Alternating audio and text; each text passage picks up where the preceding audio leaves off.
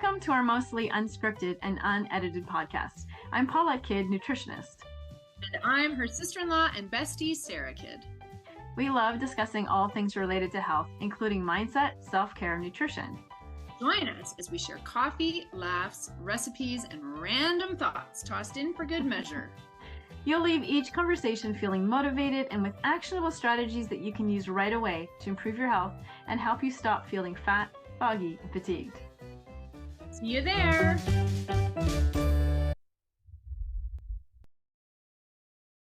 All right, welcome back. This is our second episode about excuse busters. Hi, Sarah. Hi. Okay. I can't wait to bust some excuses. Me too. This is fun. So today we're talking about how people say, my family won't eat what I'm eating. So then I'm making 2 or 3 or 4 different meals. And so it's not worth it. I'm just going to eat what they eat. So before we get into that, we're just going to share what we're drinking. So I am drinking David's tea. Blueberry jam tea is one of my favorites. It's a black tea, and it actually has dried wild blueberries in it that you can eat after you steep your tea. But it's delicious. It really does taste like strawberry jam if you can imagine drinking it in a tea form. And this mug is one that I have 2 kids, 2 daughters, and my youngest daughter gave this to me. It says, "Dear Mom, thanks for putting up with a spoiled, ungrateful, bratty child like my sister. Love, red." And I like this one because it has the words on both sides. So regardless of which hand you prefer to use. So that's what I was impressed that you were reading it without, while it was facing the screen. That makes sense. So what are you having? I am drinking straight up water with lemon and ice. And this is my favorite go-to summer drink. I mean, I've got lots of summer drinks that I love. But what I like to do when I'm drinking water, especially when I'm at home, put it in a fancy glass. This glass, I don't know how well you'll see it, but it's got some kind of fades into a blue bubbly glass. It's got bubbles in it. It's got fish etched on it and some wavy lines that suggest water. So especially in the summer, it just looks so cool and refreshing and inviting, especially with a piece of lemon in it. Whenever I go to a restaurant, this is my go-to drink, just water with lemon. Mm-hmm. When I first started doing that, I felt like, asking for lemon and water, it's like I'm trying to cheat them, by getting a free drink with something added. But that doesn't bother me at all. That's just what I expect now. And nobody's ever said no. So I like that cup. It's and it's a nice big one. It holds at least 2 cups of water. So I know I'm going to be well hydrated and I can kind of keep track too of how much I'm drinking. Awesome. All right. So my family won't eat this and it's too hard to cook 2, 3, 4 meals every time. I mean, I got to be honest. I hear that excuse and I've lived that excuse. Yeah. That is a very real thing if you are feeding other people than just yourself. And if you have a family, especially with maybe pigeon eaters. Yeah. So we're going to share some of our favorite tips and tricks for circumventing and busting this excuse. So one thing that I do is I will cook the same main meal. So that's typically meat and veggies with a side dish of other foods that I typically stay away from. So like high starch, high carb foods. So like potatoes, rice, that kind of thing. So an example would be, this is something that I've done recently, is sheet pan fajitas. So a sheet pan meal is where you put everything on the one pan and cook it at the same time. And the way you do that is you strategically cut the veggies and the meat so that you kind of have to have a little bit of knowledge about how quickly foods cook, right? But like cooking, making sure that your vegetables are cut so that they will all be finished cooking at approximately the same time. And same thing with the meat. You want to make sure it's cut small enough and it's not too thick, that kind of thing. So it all kind of cooks. It's not a super exact science, so it's pretty forgiving. But you put everything on the sheet pan. So I did onions and peppers and then cut up chicken and just minimal seasoning. It could just be salt and pepper. And then you cook it it takes about 20 to 25 minutes, which really is not much time at all, right? Mm-hmm. You can even have everything cut the day before, throw it on the pan, throw it in the oven, like you can have dinner made pretty quickly. And then you can turn that into multiple meals. So maybe you cook enough for, say, 2 dinners, like 2 nights worth of meals. And one night you put the fajita seasoning on, or the taco seasoning, and so you have fajitas. So your family would have their wraps, their regular non-low carb wraps. You could have your own keto wraps to go with it, or you could put it on salad, or you could put it on shirataki rice, or you could put it on regular rice for your family members. You could put it on salad. You could put it in broth actually and make a soup out of it. Like there's so many different things. And then another night you could change up the seasoning. So instead of using a taco seasoning, you could use like a piri piri seasoning, or like just buy a seasoning mix. It's easy. Sprinkle it on, no big deal. Or you add a sauce. Maybe you have a favorite bottled sauce or something like that that you can change up the flavor. And so that's a super easy way to have a really good meal and have it multiple ways. So in fact, I'm using this. I'm having some friends over for dinner tomorrow, and I'm going to use that recipe and I'm going to offer them different choices. So I'm going to have cauliflower rice. I'm going to have regular rice. I'm going to have keto wraps, regular wraps. And then and maybe I'll even put out a few different seasoning mixes and sauces, and people can kind of build their own meal. Like it really doesn't take that much time to pull those things together, as long as you have those things in your pantry, right? So super easy way to, and Exactly.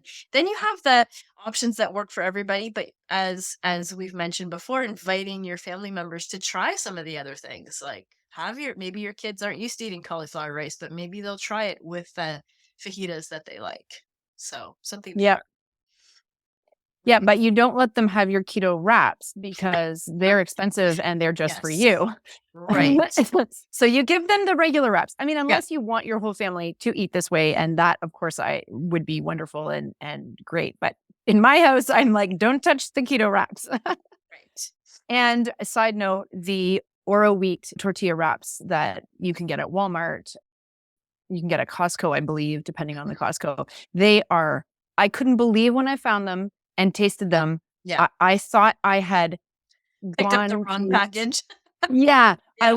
it was like, I can't eat this. It tastes exactly like a tortilla. There's no way this can be good for me I to know, have right? and keep my carbs low. But They are always in my house now, always, yeah, just always. And I'll put yep, the link to that in the show notes so people know what we're talking about. yes, But they're low carb wraps that taste exactly like white tortillas. So it's just that they're a and little they are little delicious. pricey, but they're worth it. Totally Yeah, worth they are totally worth it. That it. and I keep mine in the freezer so that I can Yeah, just pull one out when I need it. I find they don't stick together yeah, like other ones can. yeah, So yeah. they're good that way. All right. Do you want to share one of your ideas? Yeah. So, I mean, I have a typical family of some are adventurous eaters, some are polite eaters. And even if they don't like it, they'll still say thank you and they'll still try it. And then I have a picky eater who um, is hard to please because she's got some picky taste and likes some surprising things. But and then I have a not very adventurous eater, so a very grateful but not adventurous eater. So I've got a whole gamut of different Yeah. eaters in my house. So some things that I do, you know, along the lines of your idea of making one main thing that everybody can have and everybody likes, and then providing different sides. So an example for that would be spaghetti night. I've got one kid who would eat spaghetti every night of the week if she was allowed, and everybody else is generally okay with it. For me, I find edamame pasta to be the most delicious substitute. It cooks in 5 minutes. It comes dried like regular pasta. It's high in protein, so I don't need very much, and I feel really full and satisfied, but not in the full, like bloated, I ate too much way that pasta gives me. And I'm at the point now where I actually I would prefer my pasta choice to the regular pasta choice. So it's a little pricier, but it keeps in the pantry. I'm the only one who enjoys it. So it'll last me 5 meals. One bag will last me 5 meals. So on spaghetti night, I just pull out one extra smaller pot and I just heat the water in that pot and there's my spaghetti, and anybody can do it for me. So if I'm like, hey, you're on dinner duty, can you whip up some spaghetti? Because that's sort of one of the ones almost anybody can do. I can say, here, and don't forget to heat up my pasta for me as well. Another thing that our family loves is mac and cheese. I used to make it from scratch, but of course I made it with pasta. And I have been experimenting over the years going low carb with different kinds of mac and cheese substitutes. So the big one is cauliflower mac and cheese. And so I've tried a couple different recipes. It generally goes over amazing with the whole family. They all love it. Some of them have even said, I like this better than regular mac and cheese. It's flavorful. It's got all the comfort of the gooey cheese and it's nutritious and they're getting vegetables, right? And it's a great way to, so some days I don't make it a choice. It's like, this is what we're having, you know, and they generally like it. You can also add things like crumbled bacon or green onions as toppings and then leave those toppings off for anyone who might want it plain. So there's lots of ways you can vary it for everybody that way. Another example is I had this soup that everybody liked. It was called stuffed bell pepper soup. So it had ground beef and a tomatoey base, and then it had rice and peppers in it. And it was supposed to be like a soup version of stuffed peppers. And so one day I just made the recipe and substituted out shirataki rice for the regular rice. Nobody noticed. I didn't say anything. Everybody raved. Nobody noticed it wasn't regular rice. And I thought, you know what? I don't need to tell anybody. Yeah. This could be my little secret. I am not hurting them. Oh, are they listening to this podcast? You might be in trouble. It's possible they may, the secret may wow. be out, but it's too late. They've already said they love it. So they can't change what they've said in the past, right? That's right. The other thing too that I want to add to that is that sometimes it's worth it to me to make 2 meals because some days it's just pizza night and I don't want to suffer with my own progress or kind of do myself a disservice when I'm really trying to prioritize my own health. So, you know, I've got a 1% waffle iron that you gave me and it can make in 5 minutes a pizza chaffle. It's just a few ingredients that make the waffle shape, which is your crust. And then you just put a bit of pizza sauce, cheese, pepperoni, and you've got pizza too. And I find one of them to be really filling and satisfying. So, I mean, you 5-minute meal, you just, when it's for you, it's worth it to you, right? So another thing that I'll do is if my family's having something like, say, they're just having boxed mac and cheese because it's a night we don't have time and somebody else is making it, I will throw a piece of salmon and some vegetables in my air fryer. It's all condensed into one cooking utensil and it's done in about 11 minutes maximum. Crispy, delicious. I just sprinkle seasoning on it. I don't do anything else. And then that's my meal. And sometimes there's enough for me to have a meal the next night. So those easy things that I really love, I'm motivated to take that extra 5 minutes to prep those and throw it together. And it's easy. Yeah, I think the air fryer is key. I think that is such a worthwhile investment, and you don't have to spend a lot of money to get an air fryer that works, especially if your family isn't too big, right? If you have a lot of people in your family, they might want to invest in a bigger air fryer, but they have saved me so many times as well. I have 2 because I use it so often and I wanted a bigger one. But one thing, because it cooks so quickly, and so you can put frozen meat in there and cook in a fraction of the time than that it would take to cook in your regular oven, right? And it's delicious. What I find, one of my favorite things to do in the air fryer is chicken wings, and you can throw them in frozen. It takes about 15 to 20 minutes depending on the size of them, but that, like, really, you could throw that in for yourself and make the regular meal for the rest of your family, and then it's all done at the same time. Like, so easy, right? When you were talking about the pizza chaffle, another great alternative for pizza is to use those keto wraps that we mentioned, the oro wheat, and you just use it as a flat bread pizza or as a wrap, either way, or you can make like a quesadilla style. Like, it really doesn't take much time at all. And also, I know that at least one pizza delivery place around here, I think it's Papa John's, who has this, where they have pizza in a bowl. So it's crustless pizza essentially. So it's just all of the toppings and the cheese in a bowl. And then you can eat it like that, like a casserole, or you could, you know, bring it home and then put it on your whatever, wrap or base that you want. So I don't know if other companies do that, but I thought that was pretty ingenious. And you can still choose your pizza toppings, and yeah, it's pretty cool. That's great.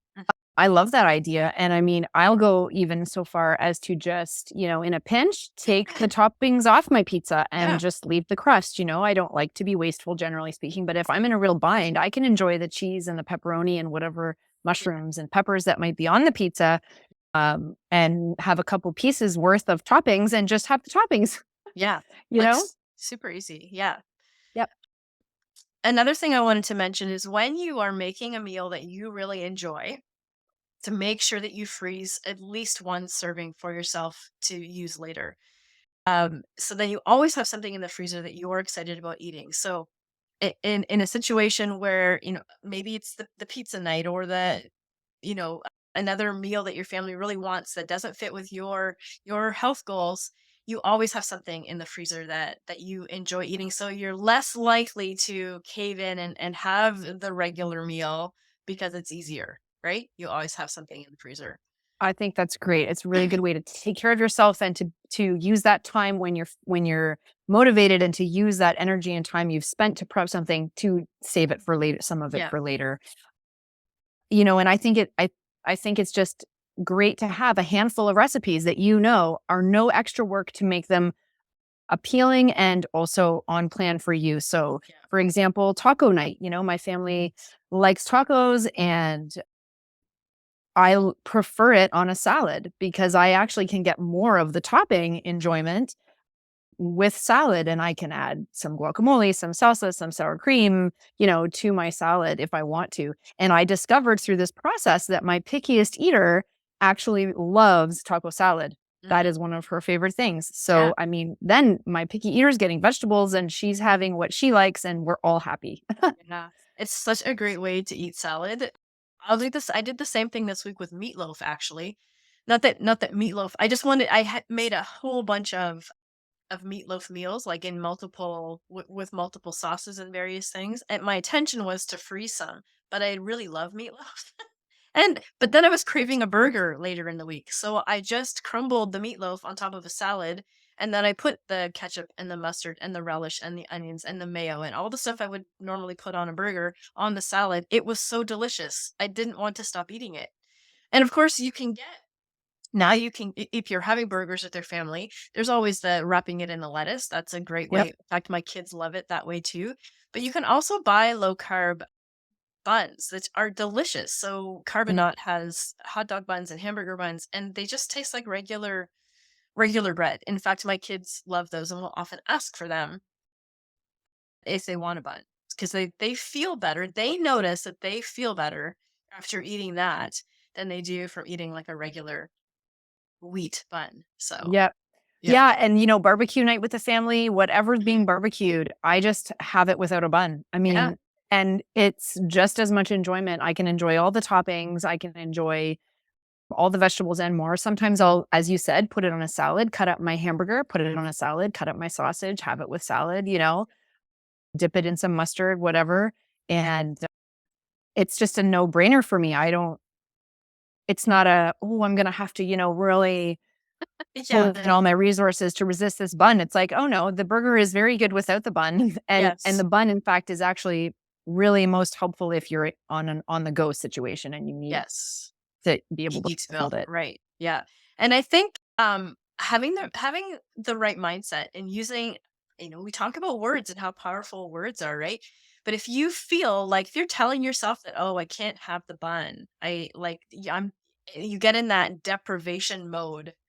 It is so disempowering, don't you find? Mm. Whereas if Yep. you think to yourself, I'm going to have this delicious burger on lettuce, I'm going to get way more nutrients. My body's going to love this. I'm going to feel better after I eat this. Like, that's much more empowering, and it just feels better, right? Yep. So changing the language around that can be really powerful too.